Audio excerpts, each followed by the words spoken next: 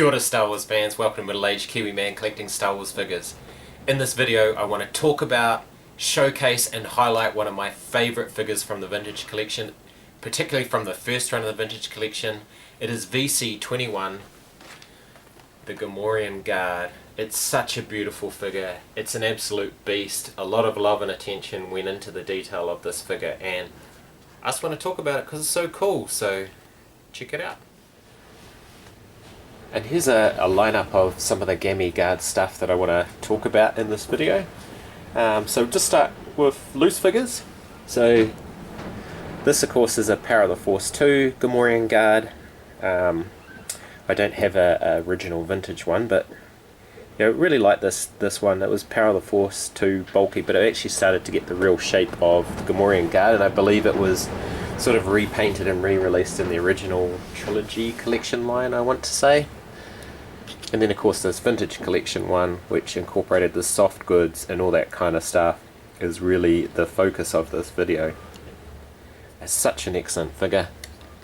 It's a bit of an army builder, you know, the rare Jabba's Palace goon that you can actually army build, because there were multiple of them in the film, and just an incredibly detailed and executed figure.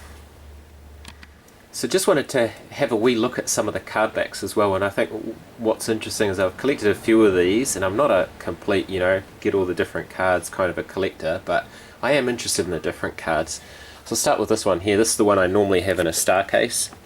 So it's a pretty nice example. It's unpunched, which immediately shows that it's part of the original VC 1.0 run.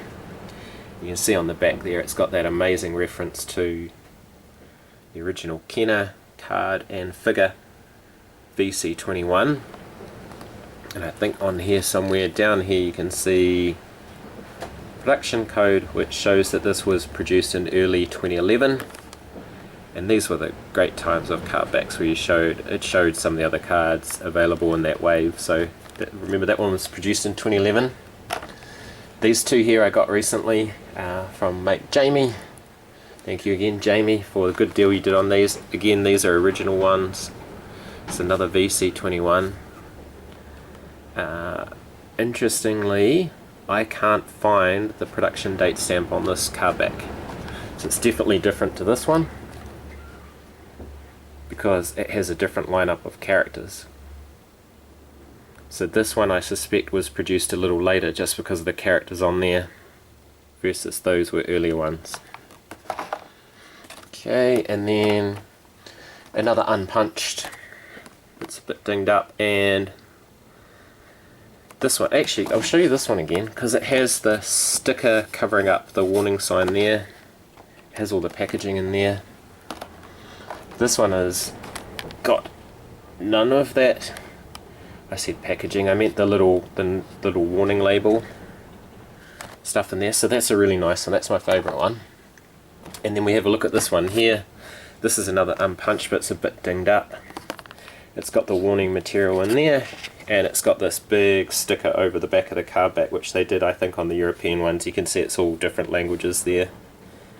Yeah, so interesting card back, and it does have a production stamp. So this one was produced in 2012, so it shows that one was 2011, this one's 2012.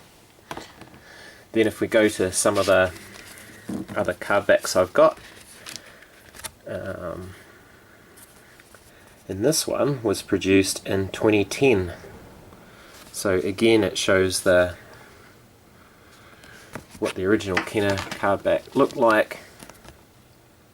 This one's another 2011, so that's a very similar card back to one of these ones. And then the last two are the re-release of the VC21, which is the fan channel exclusive, and you can see absolutely completely different card back, the more modern one. Again, VC21, it was great that these were re-released, so I picked up a few of those. So that's just some of the card backs and information about the dates. So you can see they're produced in 2010, 2011, 2012 and 2019. So yeah, it's a fantastic figure, and it's a very, very popular one, and one that really holds its value too. This is the extraordinary Vintage Collection Archive book by Blue Milk. It's a wonderful, wonderful book and an awesome resource, particularly with the stories around the development of the Vintage Collection 1.0. And this is the page on VC21, the Gammorean Guard. It's got a section about all the different card backs and offer stickers that it came out with. So none of my card backs have any offer stickers on it, but apparently it came with the life-size Darth Maul offer sticker and the free Boba Fett rocket firing backpack sticker.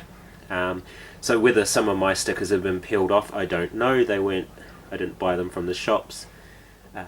Apart from the reissue, they've all been sort of off eBay or Trade Me or secondhand. I think one thing about the development of this that really stands out is, one is just their enthusiasm for being able to use soft goods, and the other thing is they say it's the most accurate version of it because they actually got to go into the Lucasfilm archives and study the costumes. So it's no surprise it's a wonderful figure, because a lot of love and attention went into the development of it, which is super cool. It came off the bubble nicely. Let's see. It's one of the heaviest Vintage Collection figures, if not the heaviest. It's a really chunky piece of plastic, and you can see they've managed to fit 3 weapons into that tray, 3 distinctive weapons, so that's very cool. Lots of accessories.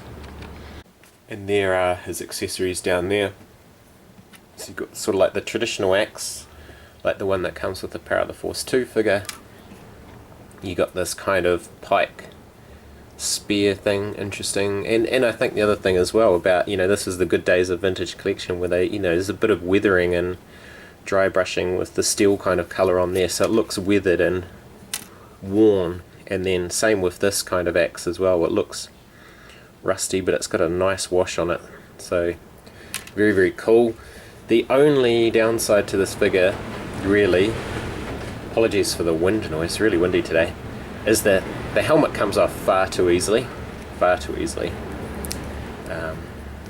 He's just kind of got a swivel head, so sometimes it's annoying when you're moving him around and that can fall off, especially in a cabinet. He's got pretty decent articulation. They just look like just swivels at the shoulder, but he's got a ball joint at the elbow. He's got a swivelly wrist, so he can do the two-handed weapon grip or the thwig. He's got this really bulky soft goods thing, but I really like it. I think it's cool that they use the soft goods there. He has got, yeah, he's movable at the knees, and he's got swivel hips, ball joint knee. And does he have ankles? Well, he just kind of has a swivelly ankle because he can't do too much with them, but that's okay. They're bulky costumes, so they weren't exactly the most dynamic of characters in Return of the Jedi, but they are fantastic characters. Obviously it'd be really cool as well to get those skinnier ones without all the armour that were in Book of Boba Fett. That would be a great release to have. And here we go. There's not too much you can do in terms of dynamic posing with these guys, but they look absolutely fantastic scattered throughout your Jabba's Palace display. And just mixing it up a bit. And so I've got a shot, I'll just turn him slightly, so with 3 of them with each holding the different weapons, and you can see with the longer ones you can kind of get an approximation of a two-handed weapon grip, but it doesn't really matter. This little short axe is only a one-hander, I reckon, anyway. And they're fantastic little figures. Why I say little figures? They're big chunky figures, awesome figures, fantastic figures. Thanks very much for watching this video about the VC21 Gammorean Guard. I hope you liked it. Ka kite, may the force be with you, and I'll see you on the next video.